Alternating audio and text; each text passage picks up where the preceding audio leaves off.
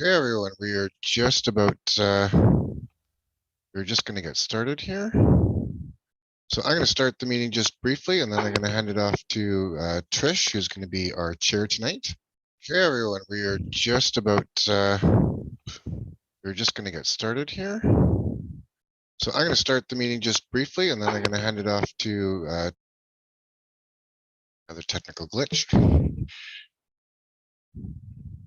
Okay, so welcome, and this will be for our call to order.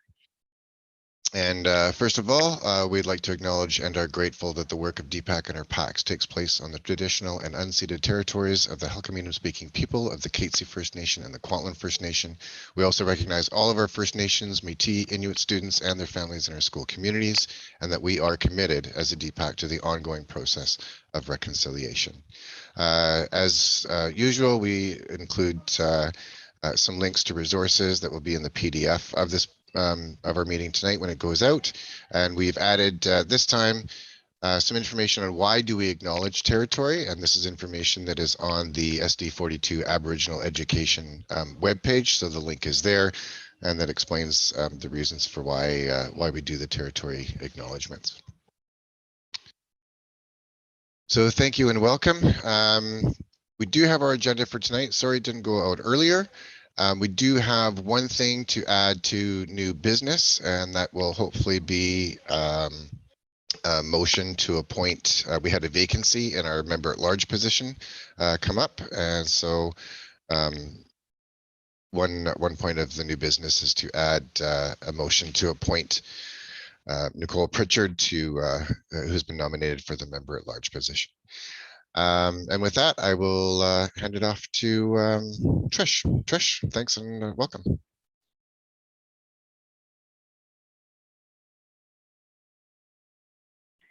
Good evening, everyone. My name is Trish Kopt, and I'm the Vice Chair for the DPAC. Thanks, everyone, for coming out. Can we have a motion to adopt the agenda?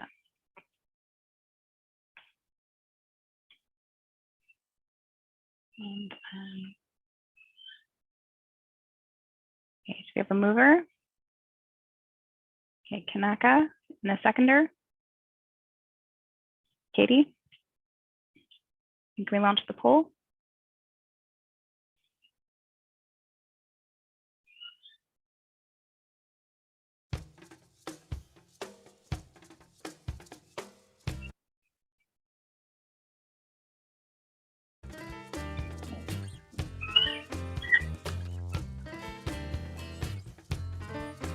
Tell me why I love you like I do. Tell me who can start my heart as much as you. Tell me all your secrets and I'll tell you most of mine. They say nobody's perfect, well that's really true this time. I don't have the answers, I don't have a plan. All I have is you, so darling help me understand what we do. You can whisper in my ear where we go. Motion carried. Sorry about my dog. And can we get someone to move the adoption of the minutes from January's meeting? Okay, we've got Kiemi and Kanaka as a seconder. All those in favor? We launch the poll. Where we're moving on up to the side, to a deluxe apartment in the sky. We're moving on up to the side. We finally got a piece of the pie. Fish don't fry in the kitchen, beans don't burn on the grill. Took a whole lot of trying just to get up that hill. Now we're up in the big league. All right, and for our presentations tonight, we've got Mark Halpin from the City of Maple Ridge presenting on the Strategic Transportation Plan. So with that, we'll pass it over to Mark. Thank you, Trish. I appreciate that. Can everyone hear me clearly? Okay, I'm seeing some nods. Great. I think maybe, Great. sorry, Mark, are you able to turn up your mic a little bit? I think so. Yeah, let me see what I can do. Okay. Does that help? I think so. Well, I mean, we can still hear you. It just seems a little soft.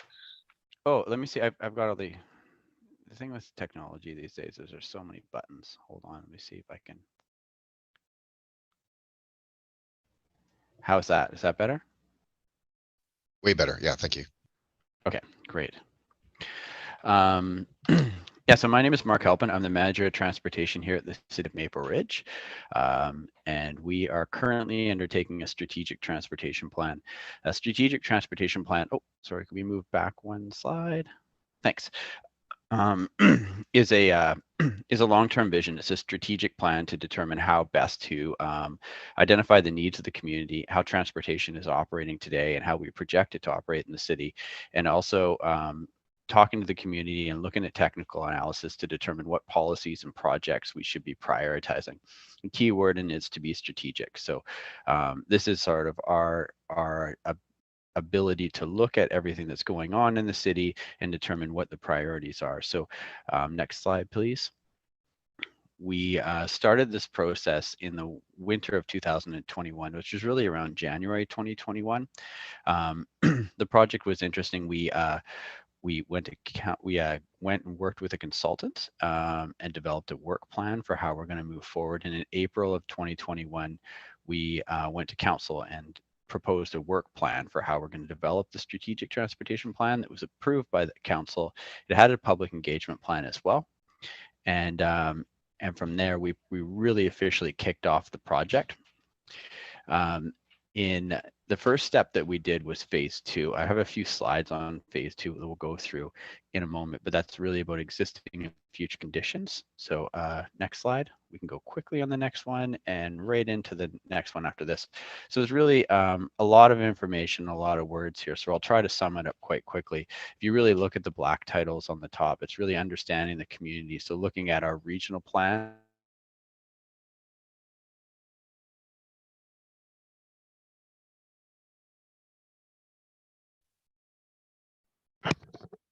Mark, I think we lost your mic.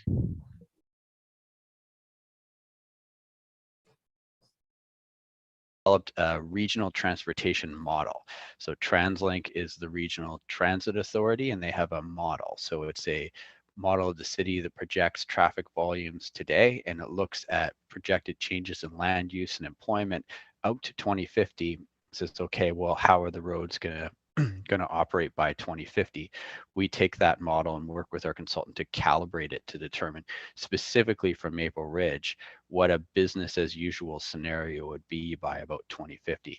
And it's a really important step in development of the model, because as we go into the later stages of the plan, we can really see how planned strategic improvements that we've identified will sort of change how transportation will operate within the city.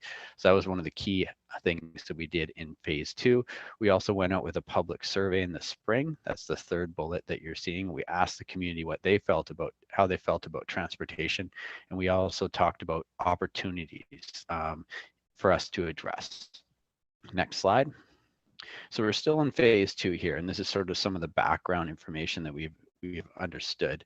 So Maple Ridge residents make an average of about 3.1 trips per day, which is fairly consistent with what we see throughout Metro Vancouver. So these are every average resident makes 3.1 trips per day, some more, some less, as you can imagine. And this has really been increasing since 2008. It was at 2.7 for Maple Ridge. And Maple Ridge residents travel on average about 40 kilometers a day. So just shy of a marathon in length every day. And that's a bit longer than what we see for the regional average, which is 31 kilometers per day. And a lot of that's attributed, we believe, to land use. So how spread out we are. We're an eastern municipality, so things aren't as close together as they are in densely populated areas to the west. And what we also determined is most of our driving trips are less than 5 kilometers. And we'll go through that a little bit more in some of the slides coming up. Next slide, please. This is a bit of a confusing slide, but I'm going to break it down. If you look at the image here, see the 68% in red? It's interesting because 68% of the trips from all Maple Ridge residents start within Maple Ridge and end within Maple Ridge. So a lot of circulation is happening within the city. I think sometimes when we think about transportation in Maple Ridge, we think, oh, well, so many people are going to work each day and they're traveling in and out of the community. But a lot of these daily trips are happening. So 68% of the trips that occur from residents that leave their home are within Maple Ridge.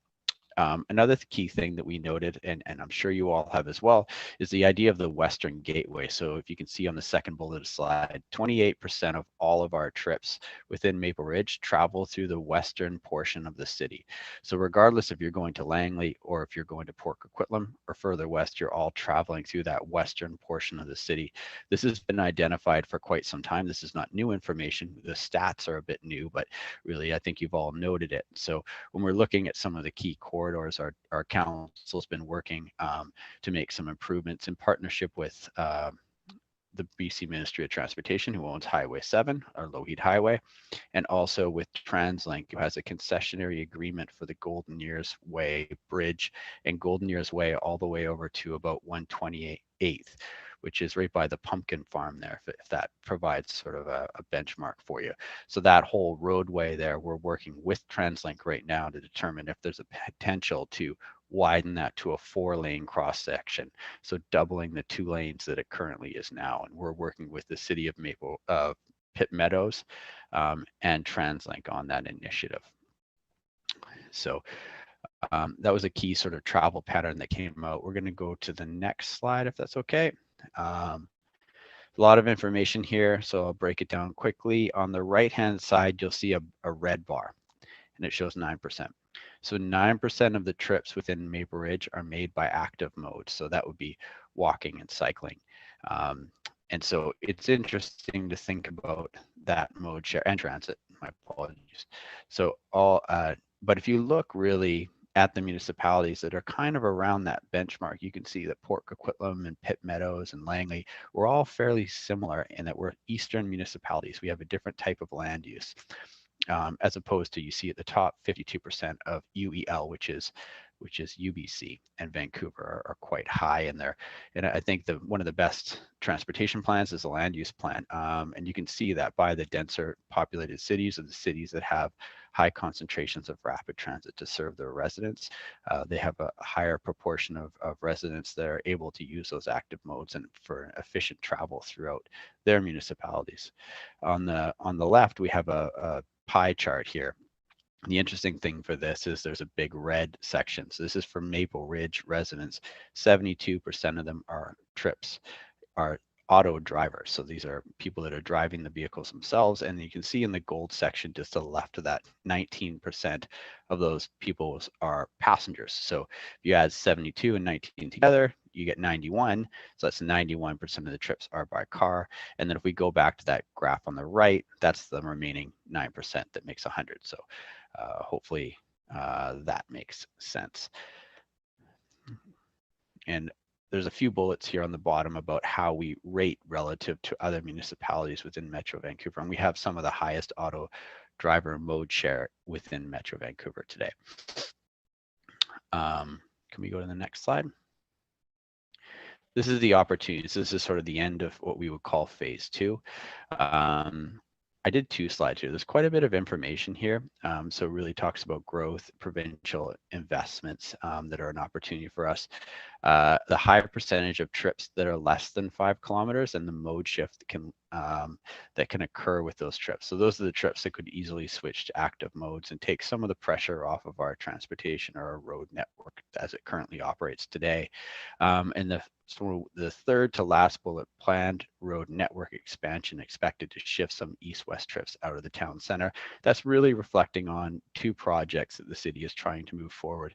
And that's an extension of 240th over Alouette River to around Fern Crescent into the Silver Valley area that's been identified for some time, an extension of Abernathy Way further east. So in November of 2019, Council approved a new road alignment to extend Abernathy from 232nd to 240th and currently engineering's working on a capital project to bring that to fruition.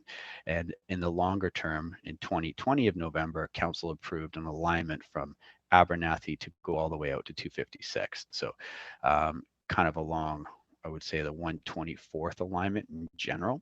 So those are two of the projects that we're really talking about there. And one of the things that we've been talking about with our residents, with our council, and with TransLink and other regional partners is we are a municipality that is mature in some aspects as we've been here for quite some time, but we're actually immature in the fact that we're still doing greenfield development. We're still densifying outside of the urban core and making sure that our road network completes some of the gaps. So that's really what that third bullet is all about.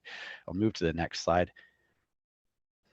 So I guess I should have went to this one first because I highlighted some of the things I wanted to talk about. The last bullet, you can see key destinations. So focused investment in walking and cycling along key areas and corridors that can serve key destinations. The reason why we highlighted key destinations is one of the things that we learned through a lot of the public engagement in phase 2 is a need for new improvements in active modes and connections to schools.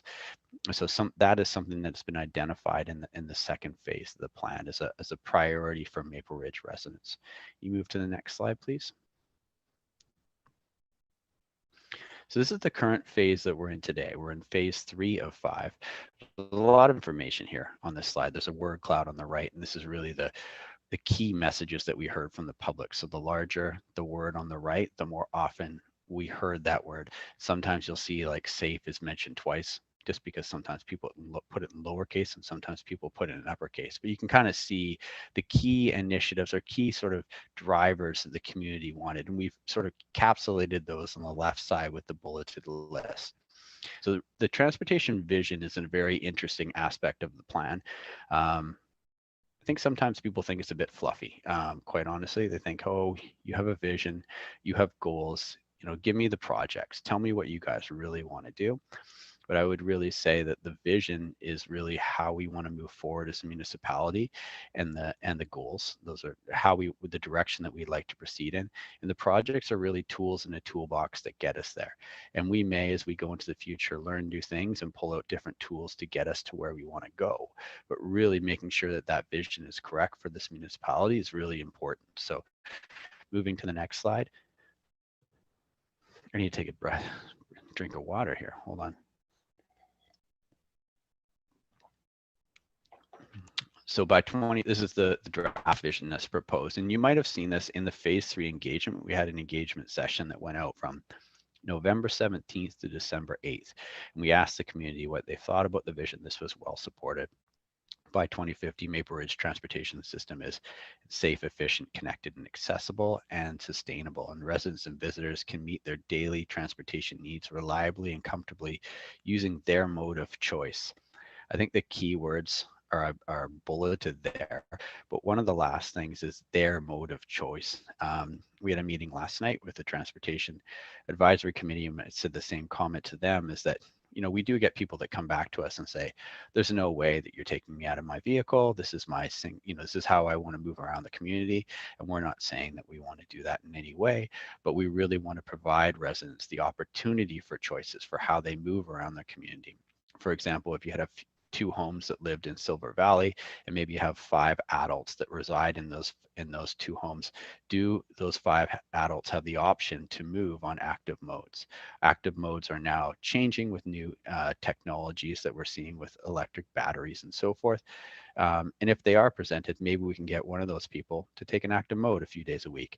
And that is a significant change overall on how the whole transportation network operates, both from an efficiency perspective and a sustainability as well. So moving to the next slide. See, I'm talking too fast. I should have highlighted that one there. I'm usually in control of my slide deck, so it's a little bit different. I'm trying my best here. So these are the goals that we came up with. I won't go through all of them, but really the key words are a safe, connected, efficient, and reliable system, an accessible system, sustainable and effective. And some of the key things that we've heard in the community is really about accessibility. So as we have an aging demographic, are we installing or can we make improvements to our existing infrastructure to improve accessibility for all of our residents? Sustainability, we have a climate challenge right now, and how can we in Maple Ridge residents move forward to support the region and the federal goals that have been identified for a reduction in climate. So that's something that's identified here as well. And safe is always sort of top of mind for any transportation professional. So if we move to the next slide, we're taking those same key goals, and those will be a function of the plan. And what you're seeing with the red dots are really how the strategic transportation plan will have specific chapters and focus points. So it'll be on driving and goods, transit, cycling, walking and rolling, and new mobility, which just pretty much is a fancy word for the future of transportation and how do we address it with autonomous vehicles and new technology.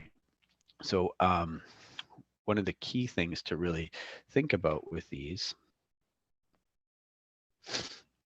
is that these will sort of identify long range plans. So the long range plans will come from the driving, transit, cycling, walking, and rolling. So we started those key plans in phase 3.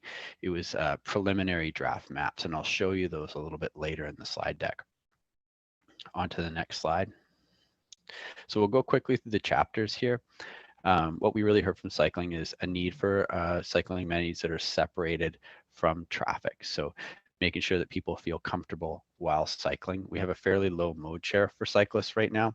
A lot of the feedback we heard was, hey, I might not ride my bike to work, but when I get home, it would be really nice if I could take my kids to the corner store, or I could go and go to any commercial area, or go to my kids could ride to school, or we could go to some of the community centers safely and comfortably on our bikes.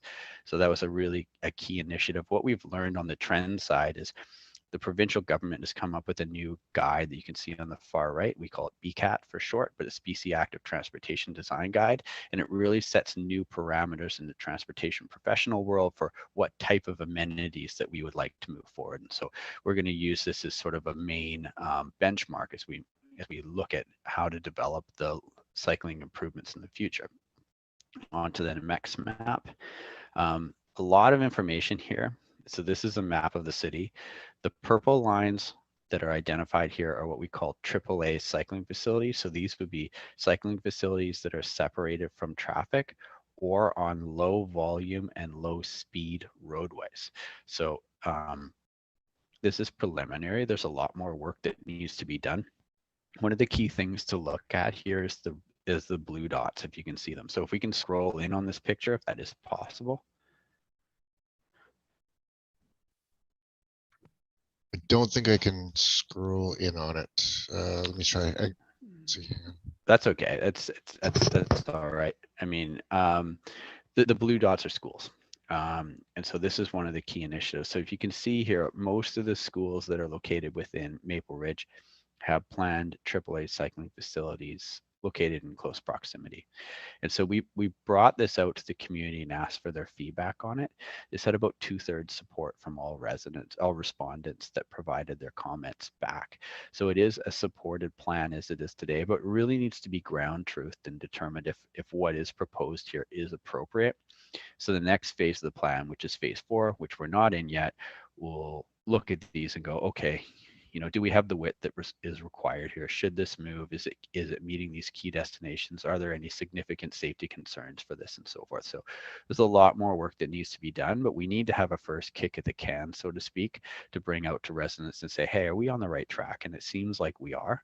And so we'll continue to move forward with this as it stands today. One of the key things, if I was to play devil's advocate with this list and this proposed for AAA cycling facilities and supporting cycling facilities, is some of the far eastern elementary schools do not have AAA cycling facilities adjacent to them. The challenge with it is it's really a cost per linear meter for these types of improvements, and we want it to be realistic and have a realistic conversation with our residents to say, okay, this is something that we think we can do, as opposed to providing everything that everyone wants and then not being able to deliver on it. So that's always a bit of a challenge. So as you can see, some of the elementary schools really past about 240th don't seem to have all the same amenities as some that are further to the west. And it's really about a a return on investment and limited capital dollars that are available. So how best to strategically determine how to make those improvements. I think in the next phase of the plan, we'll be able to look specifically at schools and in closer proximity to say, okay, are there some improvements that we can make here to improve the safety around the schools? And so that is upcoming. We're just not there yet, so to speak, with how that's developing. So next slide, please. So walking and rolling. So when we talk about rolling here, we're not talking about electrics, or I'd say electric scooters, but actually there's two versions of electric scooters. So anything kind of rolling would be like an accessibility rolling component. It wouldn't be bikes. It would be those types of other devices.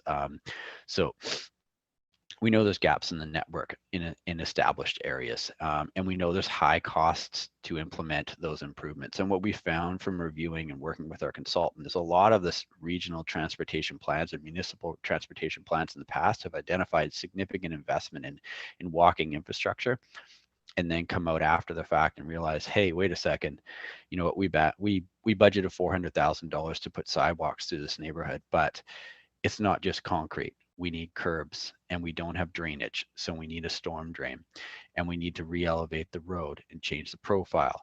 So a project that's $400,000 becomes $4 million, and then it's not implemented. So that's always a bit of a challenge. So determining how to tackle this aspect of infrastructure will be quite interesting. And I think we'll get further guidance as we go through plan 4 or phase 4 of the plan. But really, even after the plan's approved, this is a very challenging aspect of work that will be done, and it will be integrated with a lot of other disciplines within engineering to determine how we can make those improvements. In particular, in some of the older areas that have drainage systems at grade, ditches. And so there's a lot more work to be done in this section, but we have come up with the preliminary plan to really help ensure that we identify high priority locations, and that's on the next slide. So I know we can't scroll in here, but you can still see the blue dots, sorry, the blue squares, and those are the schools. And you can see the dark blue lines, and those are locations where new sidewalk facilities are identified. Yeah, there we go. Oh, there we go. Excellent. So you can see that we have this on our website as well, and you can go into this image with a lot higher resolution, and you can see there's some darker lines as well on the map, and those are existing sidewalk facilities that are located. So we're not just showing, what we're showing here is new infrastructure. We're not showing the existing infrastructure that's always in place. We're going to go into transit next. And so when we talk about walking, it really closely relates to transit as well. And so we have identified a lot of locations on this map that aren't just for schools or for access to transit. And there's a lot of work that's going on right now at the regional level for improvements to transit through the region and specifically in Maple Ridge as well. And we'll talk about that a little bit later. Well, actually in one slide. So next slide, please. What we heard from the residents is we'd like more West Coast Express, and we like more frequent high quality transit, and we have concerns of speed and reliability in key areas of the city, and that really relates to the western section of the city that we talked about earlier. Next slide. So this map right here is the current, is the projected changes that we're going to see in 2021. Council approved a new area transport plan for Maple Ridge. So this is the new road and bus network as provided. There's a red line going through the city there you can see on Lougheed Highway. An interesting change from the plan that you're currently seeing here today is our council for quite some time has been pushing for rapid transit on Highway 7. It was identified, almost over 20 years we've been pushing for this improvement. TransLink has a similar master transportation plan to ours, but it's at a region.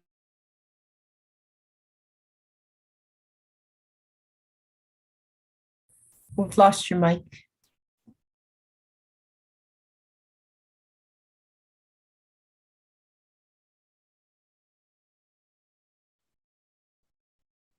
Hold on. Yeah, we just lost your audio. Okay, yeah, I thought so. I had a internet unstable message. So I've turned off my camera. If that's okay, I think sometimes it helps. So hopefully you can hear me now. Yes? That's great. Yeah, that's great. Okay. Yeah, so on January 27th, it was a unanimous approval by the mayors and the TransLink board that the Transport 2050 plan was approved. The Transport 2050 plan identifies rapid transit along Lougheed Highway. So with either LRT, so light rapid transit, so that would be like a train at grade on Lougheed Highway. And this is at some point from now to 2050, or bus rapid transit would be bus is traveling in an exclusive lane on Lougheed Highway to the Haney Transit Exchange. And they identified those improvements both to Coquitlam Central, where the SkyTrain is currently located, and also down to Langley. And the reason why it was approved to Langley is they have the Surrey-Langley SkyTrain that is planned for operation in the near future and is currently kind of being designed and so forth. So that hopefully that will be built by around 2028. It might just go to Fleetwood, but eventually it'll go to Langley. So there are a lot of improvements identified for Lougheed Highway that are happening. It's a little bit different from the image that we provided because this came back from the fall and things have changed a bit with the January approval of Transport 2050. So at another level, separate to the STP that I'm talking, the Strategic Transportation Plan, we are working with the ministry because they own Highway 7, TransLink, to see, what type of improvements are required to upgrade this roadway for rapid transit. In short, we want to move forward, and we're working at the regional level to see what that time frame is going to be. Okay, and driving and goods movement is the next section, so we can move one more slide. And Mark, there's just a question in the chat here. Will there be any biking or walking paths on or around the Haney bypass? That's something that has been discussed. The Haney bypass is owned by the ministry. So as part of that study that I referenced earlier, working with the ministry to look at how we're going to add rapid transit to this corridor, that will be discussed as well. So it's always a bit of a challenge when we're talking about working with an agency like a provincial government of how much we can only provide guidance, so to speak. We can't really tell them what we can tell them what we want, but we can't tell them what to do. So I think a collaborative approach that we're taking with them for looking at the future of Highway 7, this is the first time that we've really done that as a municipality, and we're looking forward to seeing how that will what will come out of that study. Actually, it's quite interesting too. I think we're also working with the ministry separate to this on another project. It's a safety improvement from 266 to 287 to look at a potential widening of that corridor as well. And hopefully we can see that in the nearer term, similar to what's happened kind of in the in further east of us in Mission. They've been doing a lot of work. So that's been identified with the ministry for quite some time. So hopefully we'll see some improvements there in the near future. But that would just be for a 4-lane cross section. So if we could move to, oh, sorry, we are on the right slide. So what we heard, we talked about the Western Gateway already. East-west traffic continues to grow with the development that we're seeing in the western and northern areas of the city. We talked about the limited network that was mentioned earlier, and goods movement is important to the local economy. So we are a regional city center. There are 8 regional city centers within Metro Vancouver. And so really there's a lot of plans for densification within Maple Ridge, and how do we serve that well? How do we ensure that we can have our residents move throughout the community effectively and efficiently and safely, but also ensure that goods movement can occur so we can attract the appropriate level of commerce to make sure that people can live and work in town. So on to the next slide. Excellent. So this is a map of the city. You can see where we have dashed lines. Those are roads that are planned. Where we have existing lines is the existing road network, and we just have classifications in some different colors. And if you see something that's really thick, that's a plan for a potential improvement. So Golden Years Way, we talked about that study for a potential widening that we're working on currently with TransLink in the city of Maple Ridge and the Gatesy, First Nation. The Haney Bypass and Highway 7, we're currently working with the ministry to see what potential improvements could occur from basically 200th or where the bridge is now at our border to around 240th. And we're also, you can see there's some dashed lines in the eastern areas of the city as this area continues to grow. How do we make those appropriate road connections? So like I said earlier, these are preliminary maps. We need a lot more work. We'll be going to council on next. Oh, can you pull to next slide? Oh, I skipped a slide and I'm sorry. Yeah, that's okay. We can go back down. No, go the other way to the new mobility slide. Thanks. So as I stated earlier, one of the challenges that municipalities have with transportation is changing so quickly, with automated vehicles coming online, changes in fuel technology and so forth. How do we plan for it? Both at a local level, like what can we do as a municipality, but how do we coordinate at a regional level to ensure that autonomous vehicles are effectively integrated into our transportation network? There's sort of the utopian view of autonomous vehicles where it could reduce congestion, provide significant efficiency and safety improvements. And there's also challenges that could occur. For example, if I wanted to send my car to Burger King at 5 o'clock with no one in it to pick up a cheeseburger and drive all the way home, would that be an effective use of that vehicle, and how would that impact congestion for the overall road network? So all these things need to be worked out. TransLink is taking a proactive measure at a regional level and working with the province and the federal government to determine how we can create appropriate policies as this moves forward. So really, some of the guidance that we're providing to the strategic transportation plan is to work at the regional level, ensure that we have a coordinated, strong voice for the improvements that we'd like to see. And then also looking at how we can develop appropriately with new changes in technology with e-bikes, e-scooters, and electric vehicles. So charging and how to plan for that as well. So all that work is ongoing, and we did have some initial questions that were proposed, and there was actually a lot of, we went out in our last survey that I don't think we nailed this question as effectively as we could, because I think we just confused people. So I think we'll need to explain these new technologies a little bit more in phase 4 and get some more guidance of what the community would like to see as we move forward. Next slide, please. So next steps will be going to council for phase 3. That's for the vision, the goals, and strategic directions for each mode. And then phase 4 is really talking about those plans, so that I showed earlier, the maps, and refining those, and that'll happen in the spring. And then phase 5 will really be determining which projects should be prioritized relative to others based on the community feedback and technical analysis, and hopefully council adoption of the plan by the fall of 2022, which would result in an approved plan, and then that will go into capital to see what improvements we could make in the near term. So that's the end of my presentation today, but I am open to any questions.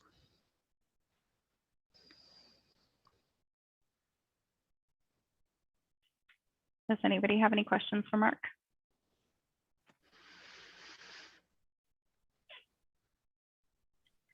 I'll have a question. So is part of this like the parking, like in the Albion area, traffic is in a lot of the houses are like very condensed and the streets aren't very wide. So if one car is coming down and the cars are parked on both sides, you can't have two cars going. So you have to find a space to kind of pull into so the other car can pass. Is this something, and I know that's already done and I don't think that can be changed, but is this planning ahead happening? Like, because I know there's a lot of townhouses going in and a lot of construction of new houses, new development. So are not have this issue in the future? Because my worry is actually if there's a fire or there's somebody needs an ambulance and cars are parked on both sides, how does it work? Yeah, that's an interesting question. It depends on the type of road that it is. So we do have currently we have different cross sections, so designs that are proposed for different roadways. So if it's a local road, it's typically a bit narrower, and if it's a collector or an arterial, it's typically a bit wider, just due to the nature of how that roadway functions. It's a challenging spot for engineering, because on the one side, we have people that will call and they'll say, hey, it's really challenging for me to get down my local street, and I have to wait for a vehicle to move, and I have to pull over sometimes. And then sometimes we'll go and we'll say, we have in the past, okay, well, we'll remove some parking. And then we'll have those same people call back 6 months later and go, hey, you know what? Since you removed that parking, now everyone's speeding up and down my street, and they're traveling at such a high speed relative, because they can see around the corners, and they're a lot more aggressive than they were previously. So I think it's always a bit of a challenge when we're looking at local roadways. But Pauline, if you have any specific concerns about a specific roadway, you can feel free to reach out to me. And I can put my email in the chat, and then maybe I could just get a better understanding if this is a local concern. Perfect. Okay. Okay, thanks. Okay, and we did have In a the question chat. in the chat. What are your plans for improving safety around school zones? Kanaka Creek Elementary is a great example of the lack of consideration for the amount of traffic and parking. Hold on, I am just writing my email address, and I can, so I'm sending that. So Kanaka Creek, I don't think we're at that level of detail right now. So I think right now we're just looking at sort of the 1,000-foot level of where we want network improvements to go. We have asked for a lot of feedback through the first 2 engagement sessions, and that'll really help us look at some of these existing elementary schools in particular and how to make improvements to them. It's always a bit of a challenge with elementary schools in particular, just because of it's a 15-minute challenge in the morning, and it's a 15-minute challenge in the afternoon. And for the majority of the day, it functions typically fairly well. We do work directly with school principals that they identify concerns, and we can look at those specifically.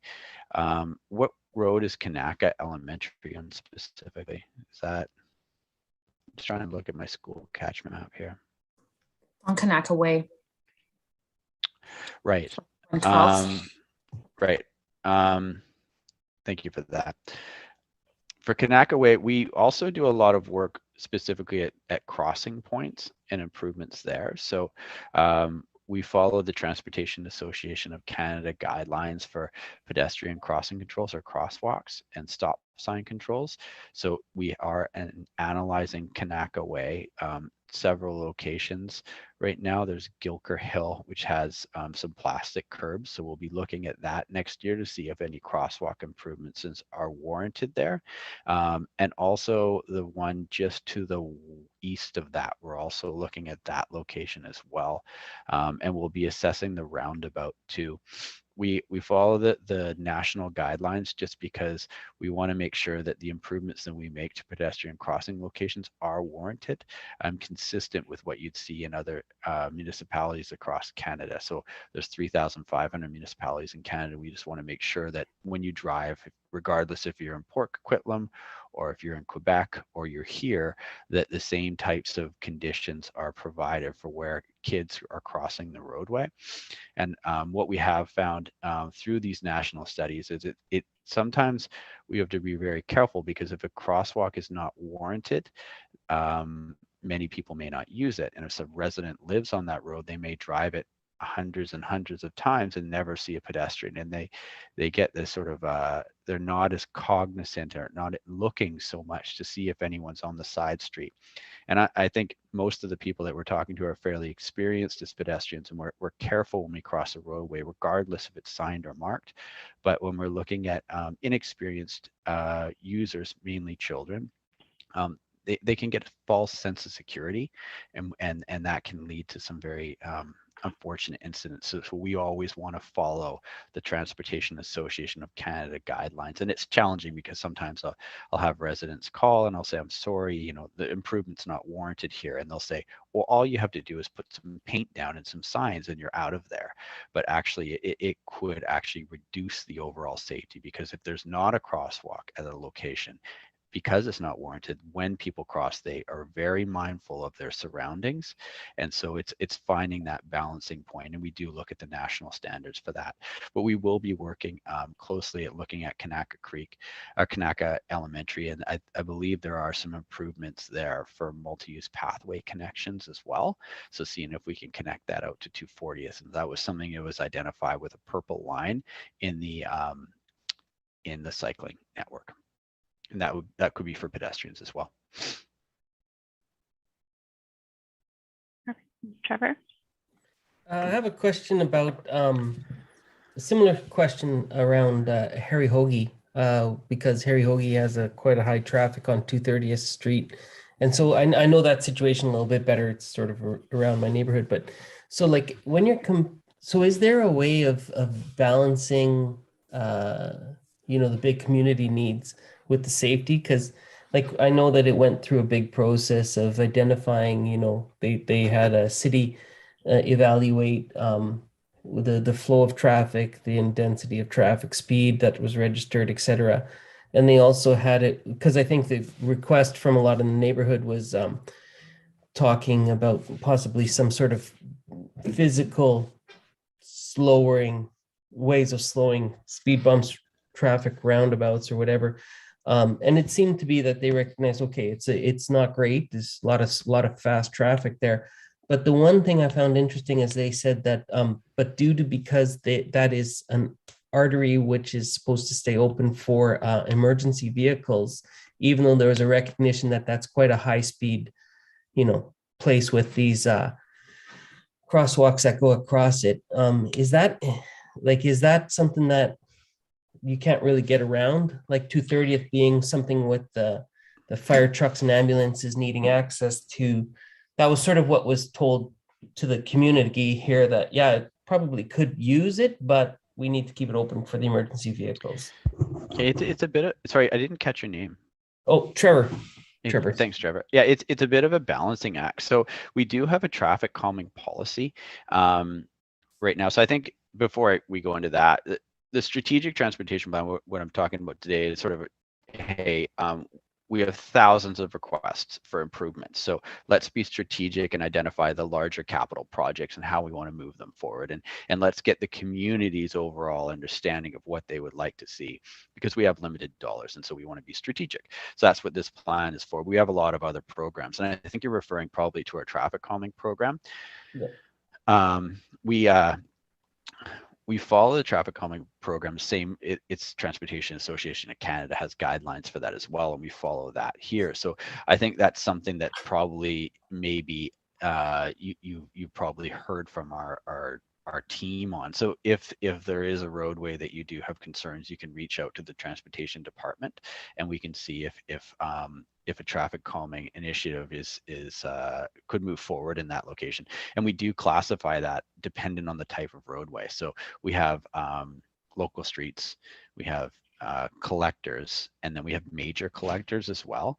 And then we also have arterials. So if it's on an arterial or a major collector, it wouldn't substantiate for that type of a study, because it's not the intent of those types of roadways. Specifically for the school, though, I don't know exactly what may have occurred, but we may have done a traffic calming initiative for that location, and then we go out to all the residents directly fronting onto that roadway, or not residents, homeowners that directly front onto that road. We ask them if they, like, say if you had a concern, if they realize those same concerns.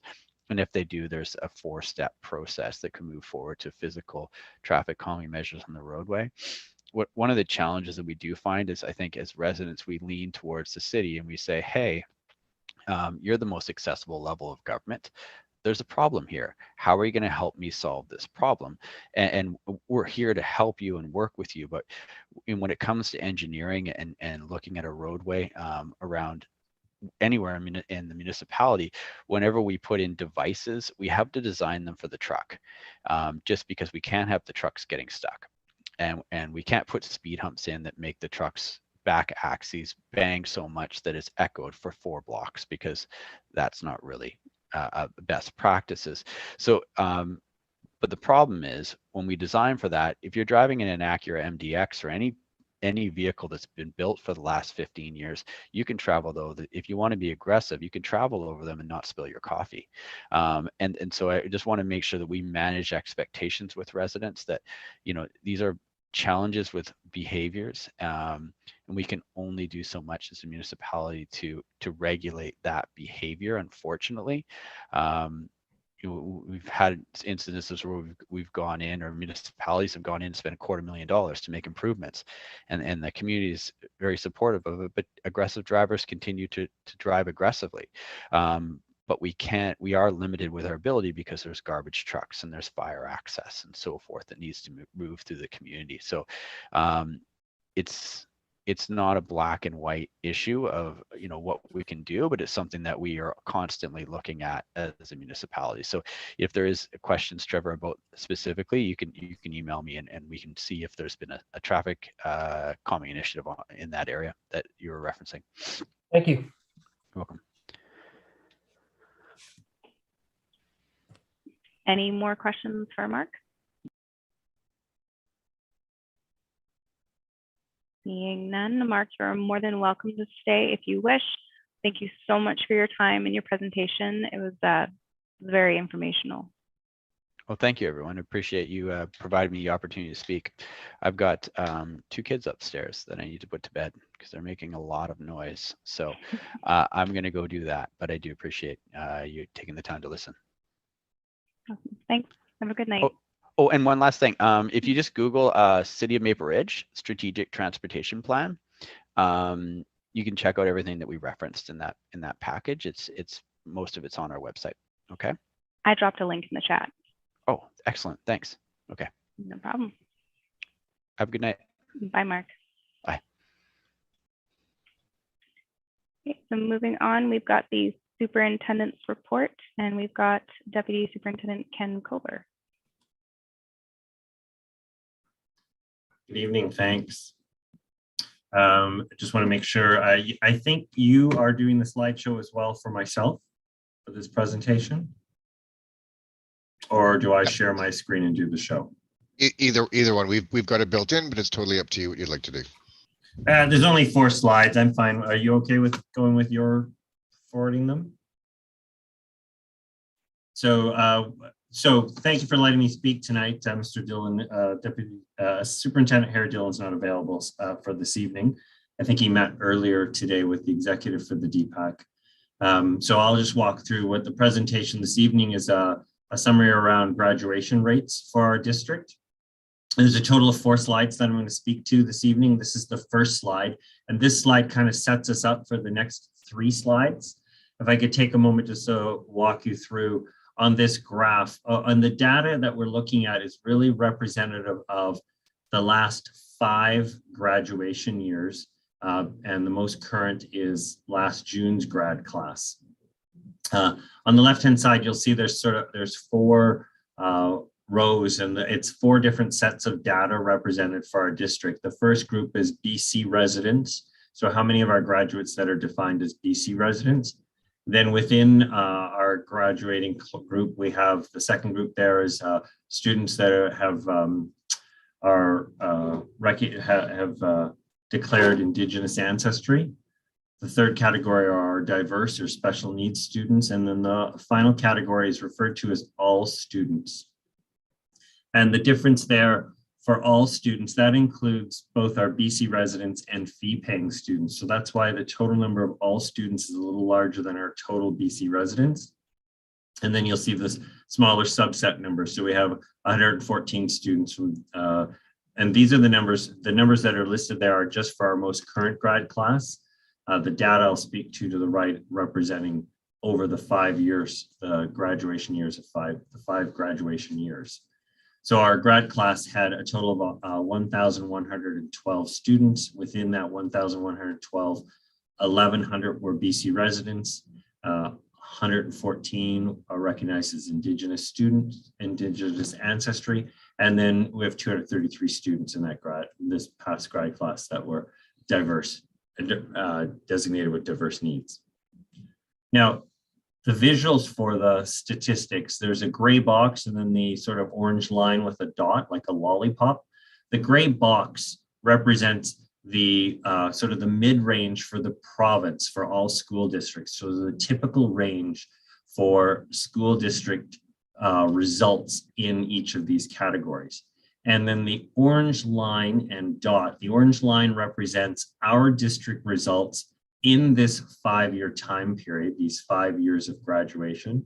And the dot represents our most current graduation class, so our 2021 grad class. So you'll see that, so all of our results in each of those categories are above the typical range for BC schools, districts in BC. And for the most part, the results in each of our categories, our most current results are at the highest point. The one that is not at its highest point is in our Indigenous students category. The graduation rate that we had for Indigenous students this current year is not the highest we've had within the last 5 grad years. The next 3 slides are going to deal with all students, special needs students, and Indigenous students. So this first slide here is representing all students, so the 1,112 students. On the left-hand side, it's showing you the grad rate for each year. And if this is now a 7-year representation on the left-hand side, you'll see that our graduation rate specific to Maple Ridge for all of our students each year has been going up steadily, with the most recent rate being a 95.6%. The average, provincial average was 90% for the most recent grad year. On the right-hand side, the blue graphs, this is about honors rate. The honors rate is recognizing students that graduate with honors. If you graduate with a Dogwood and you have a B average, then it is considered graduating with honors. And just a little technicality on that, when they're calculated, when your average is calculated, they don't just use your percentage grade. Your percentage grades are converted into a 4-point scale, and then the 4-point scale is used to figure out your average. And so then you need to have a 3 out of 4 minimum for that honors. So you'll notice that in the last 5 years, the number of students that are graduating with honors, we're not only on the left-hand graphs there, you can see we're graduating more students.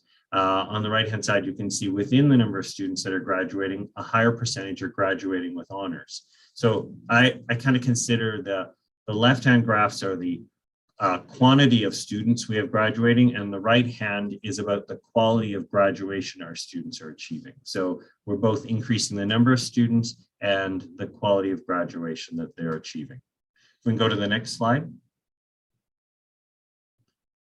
We're going to look at similar graphs now for the subcategory. This is for our Indigenous ancestry students. And what I'll reflect on here is that back in the original slide we looked at, there's a total of 114 students. So it is a much smaller subset of students.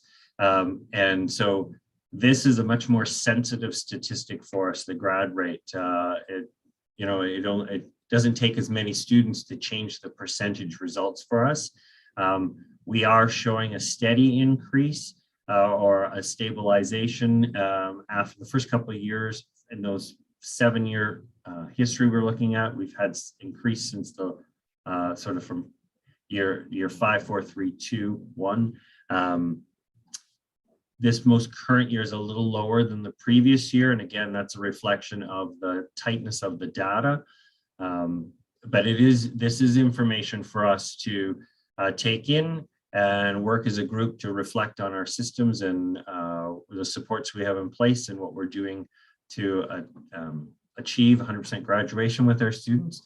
On the right-hand side, one thing that we do appreciate is that although maybe the number of students graduating isn't changing significantly, our Indigenous students are showing the most improvement in the number of students that are achieving honors with their graduation. So again, that is a reference to the sort of quality of graduation they are achieving. We can go to the next slide, please. And this slide is has to do with our diverse needs students, or in the first graph, the graph defined it as special needs students. Again, on the left-hand side, you'll see that we've had a steady increase in the number of students who are achieving graduation in each grad year. And then on the right-hand side, similar pattern again. Not only are we improving the number of students that are increasing the number of students that are graduating, but we're also improving the quality of graduation that they are achieving. So they too their honors rate is steadily increasing. I believe that's all the grad rate slides. Are there questions specific to that for me? I don't have the chat open. Let me have a look. Okay, I don't see anything in the chat. There's a couple other pieces of information Superintendent Harry Dillon wanted me to share with at the meeting tonight. So I believe this is sort of review information for the executive from the DPAC. I think he shared earlier today in his meeting that at the elementary school level, the athletics committee is moving ahead with their plans regarding a spring cross country and district track meet. And a second piece of information that has an elementary focus that would like me to share is there has been feedback around the variation from school to school regarding the hot lunch programs and PAC access to school spaces. So this is going to be an agenda item on the next elementary principal meeting so that there can be supports provided and updates to the principals for a better understanding with the changing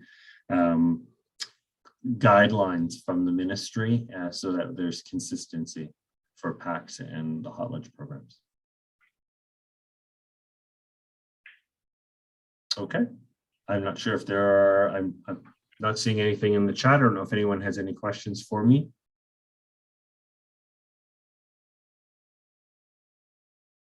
No, I don't see any. Okay. Thank you so much for your update, Ken. That was great to hear that we're moving forward with some of the elementary school programs. I'm sure that's going to make a lot of parents really happy. Oh, I think it's going to make it, yeah. Students, staff, parents, I think, yes, the closer we can get to something that is more representative of what we're traditionally used to is healthy. All right. Thank you so much for your report. Thank you. Okay, we'll move on to the trustees. I see we have Trustee Carreras and Trustee Yamamoto on the call tonight. Trustee Yamamoto is going to be giving the report on behalf of the board tonight. Perfect. Thank you. Trustee Sullivan, Katie is here as well this evening. So they both Trustee Carreras and Trustee Sullivan can fill in anything that I miss. Thank you everyone for letting me attend this evening. There's some good news as Mr. Colbert has mentioned, and that there is a little bit more access to the schools, which is wonderful when we move back to the communicable disease guidelines on February 18th. So there's a lot happening right now as well. On Tuesday, the provincial budget came down, and I apologize. I was trying to just line up my links, and I hit enter in the middle of Assistant Superintendent Colbert's report, but the links to the budget and the Ministry of Education service plan are in the chat if anyone wants to delve directly into it. The biggest piece of information update there is that the childcare programs has moved into the Ministry of under the Ministry of Education. And they'll be moving ahead. So it also brought in a lot of money with it, but generally, there hasn't been a change to the Ministry of Education budget. It just expanded greatly because its requirements, service requirements have expanded. In our district, we already have moved ahead with other providers of childcare, and we have 9 childcare facilities options open. And soon we should be opening a very nice one as well at Davy Jones in Pitt Meadows. We've been receiving as a board updates on that, and it looks like it's going to be a beautiful building when it's open. I think, is it April? April came? Yeah, thanks. So other work besides COVID, we had last night at our public meeting, we adopted the amended budget. It's in the public agenda package if anyone is interested in that. It just is incorporating the finalizing the funding that we received according to the final student count. And we are starting into working on the budgets now for 2022-23. The consultation on our strategic facilities plans continues. We had a review again. It's gone out to consultation with both cities. A wonderful group of students gave us feedback on the information. Principals, vice principals, our education advisory committee.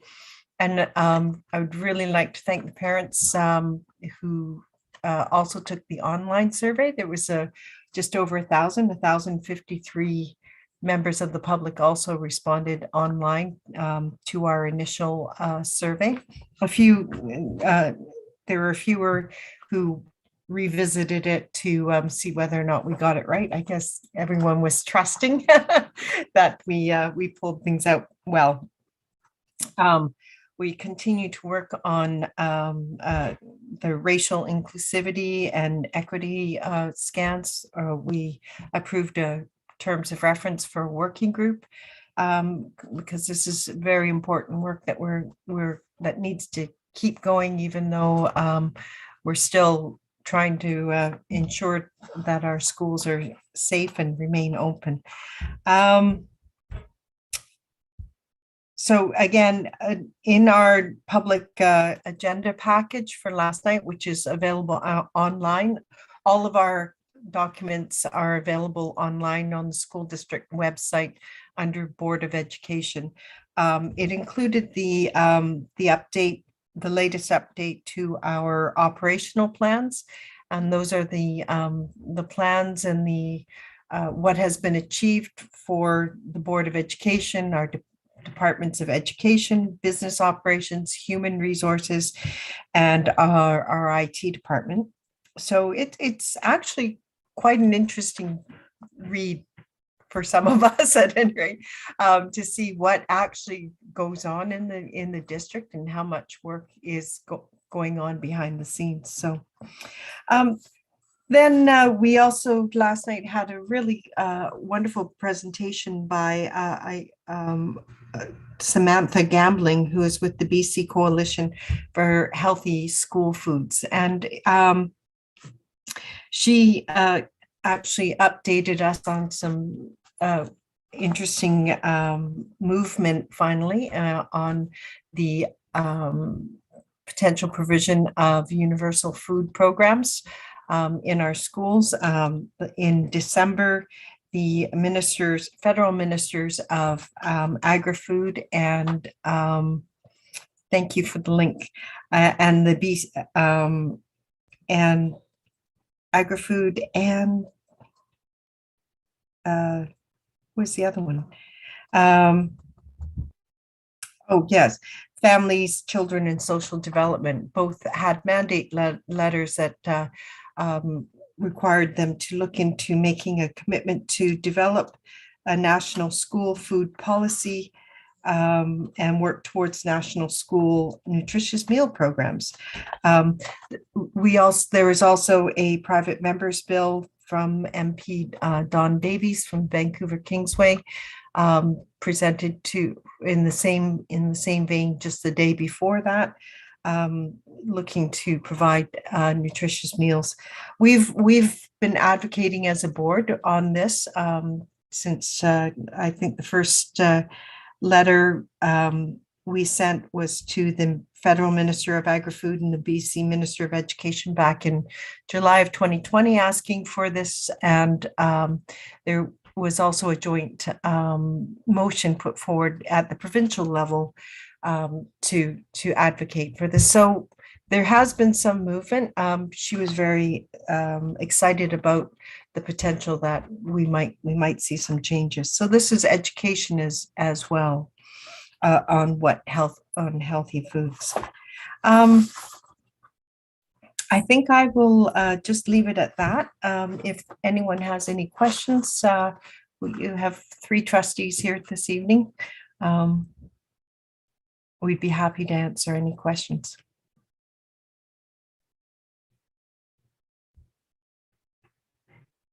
We'll have children in the background needing to go to bed probably, but thank you. Okay. Any questions for Trustee Yamamoto? Nope, seeing none. Thank you so much for your presentation. Thank you. Okay, moving along to the MRTA, Trevor. Yeah, hi.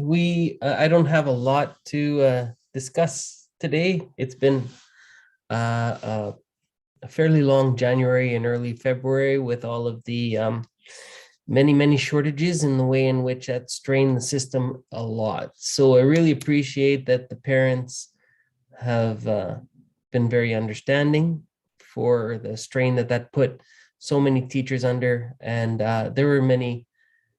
It was a challenging time of the year with how many additional restrictions were placed on and how much strain there was when it was really touch and go whether we'd be able to keep schools open at all in certain areas, and the way that the teachers really, I would like to say, they really rose the occasion to keep those schools open and went way beyond by taking a lot of extra work on, doing double duties in many cases, trying to cover each other's shifts when there are 13, 14 teachers away that there's no coverage for and has to be covered internally. So I think that they're happy that many of the restrictions that were there for January have lightened up again, going back to, it's strange looking back to last November with the restrictions there and thinking those were the good old days. But in the middle of January, it kind of felt that way to just go back to that normal. So the teachers also in secondary had in the midst of all of that and the shortages, they had the turnaround for semesters, which is of course always a very, very difficult time for anyone to be away, as teachers were trying to get their end of the semester grades, classes completed. So I know that put a lot of strain and pressure on teachers and students alike, trying to deal with longer absences because of the Omicron restrictions of having to stay away for 5 days if you have the symptoms and not being able to get the testing. So we had unfortunate timing that the amount of time that people are away was when teachers were sick themselves and had to stay home. But it was I at least from what I've heard from parents and students and teachers alike, it seemed to be that there was a lot of work done together to keep that going. The helping teachers, for example, had to cancel a lot of their work to cover shortages. And I know that work is very important work and hard to cancel, but when they had to do that. So I'd like to think that the overall tone in the schools, teachers and students and everyone alike is that I'm feeling a little more optimistic now than it was a couple of weeks ago in the midst of it all.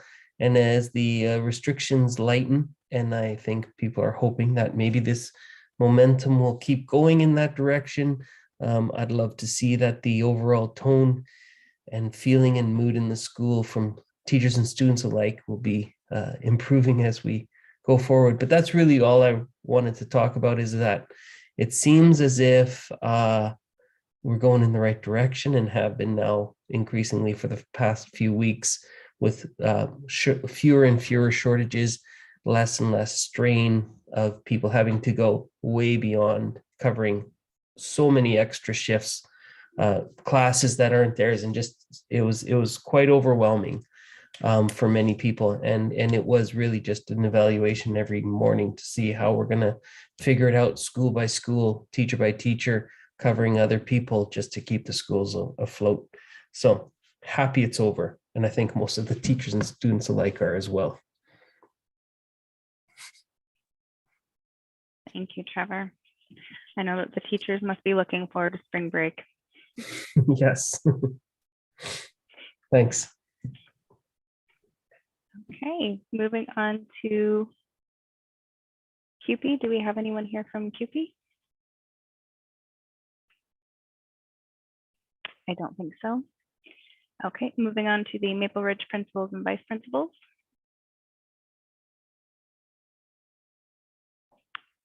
Don't see anybody on here from that either. We'll move on to the DPAC treasurer's report.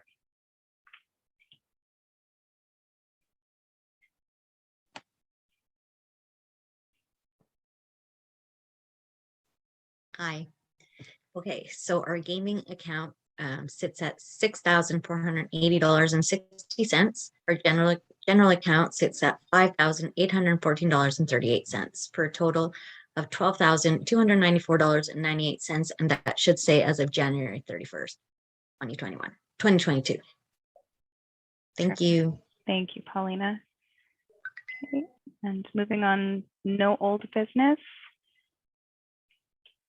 We've got new business. We've got the SD42 DPAC member at large appointment, and a motion that the DPAC appoint Nicole Pritchard from MRSS to the position of member at large. Can we have a mover?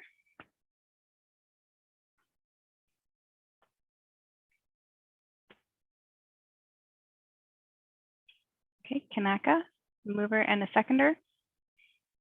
And PME. And can we launch the poll?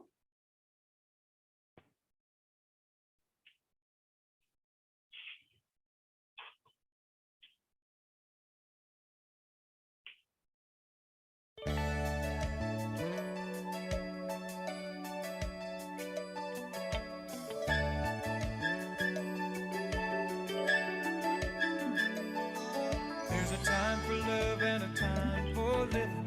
Take a chance and face the wind. Open road and a road that's hidden. A brand new life around the bend. There were times. All right.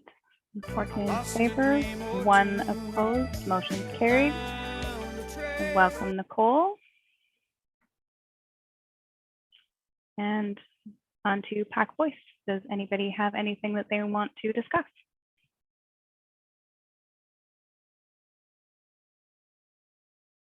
Maybe Nicole, you can just do a little brief about you.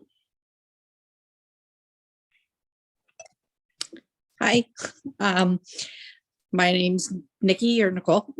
I'm a parent of a grade 8 student at MRSS in French immersion, and my youngest is in grade 6, just started at James Cameron this year.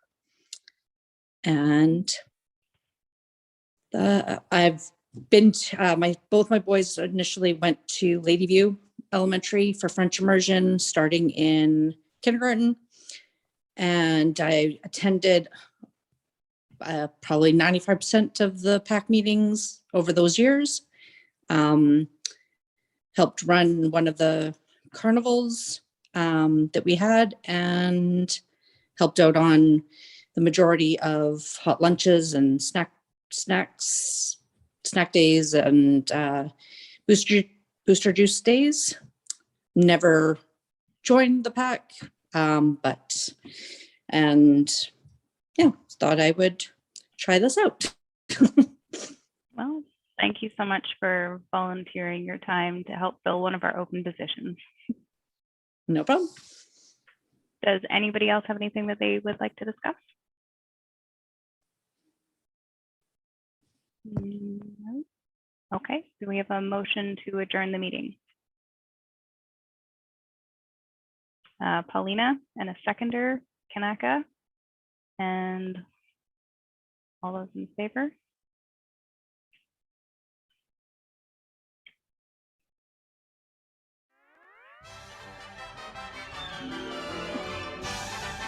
Okay.